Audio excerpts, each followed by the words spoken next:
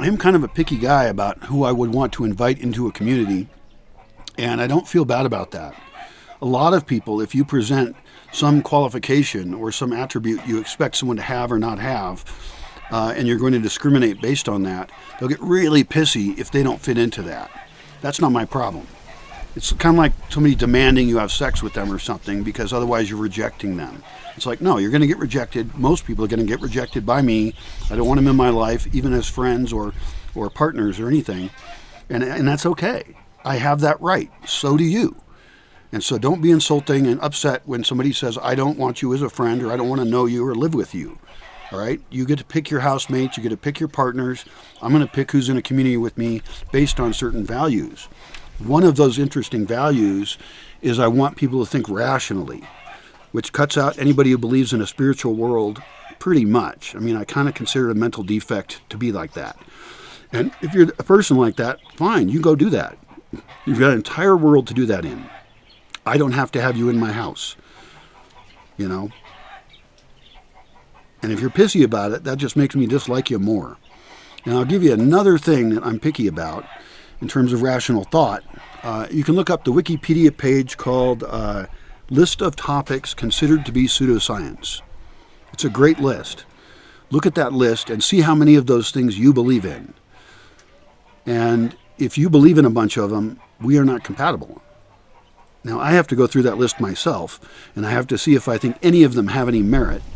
And I think it would actually be pretty fun to go through it and test some of them. You know, people used to think that you could analyze the bumps on someone's head and tell what their character was like. You know, there's people that believe in reflexology or homeopathy. You know, all kinds of stuff that doesn't have any scientific validity to it. It's not testable. Although we can have a big fun time testing some of it. I mean, it would be fun as a game. Now, it's true. I come at that kind of stuff as a skeptic. I come at it, you know, not believing in almost anything that isn't kind of in this reality, because people just make up too much weird shit. They're nuts. They'll just believe anything that they want to, and it makes them feel good. But, you know, I like crystals. I have crystals, but I don't think there's a magic energy emanating out of them. And I think often it's a way to control others when you say that your bullshit thing is true, your false medicine works. When it doesn't, it's placebo. Placebos are powerful. I admit that. They're great. But I want to be very cautious about not living a placebo life where we're believing in fake shit. And so I would really encourage you to look at that list. And if you believe in some things on it, wonder, well, how do I believe in this one and not that one?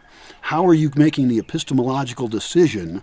How do you determine what you know or don't know is true?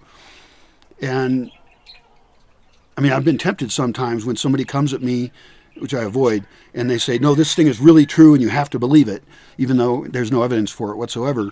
And I'm like, well, I've been tempted to like present them with something more ridiculous and say, well, I believe in this. Don't you too?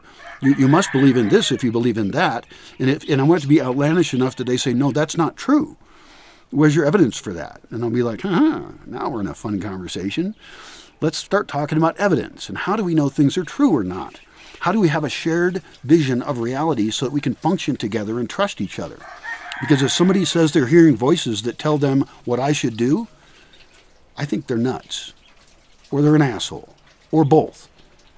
And I'm not falling for it. I don't want it anywhere near me or anyone I care about. It's dangerous. Now, I love studying religions. I love studying stuff like pseudosciences. Like I say, we could play with it. And we could even do it with a fairly open mind. But the reason they're on that list is because they are not considered to be valid, and plenty of people test that stuff, and we could have a fun time doing it.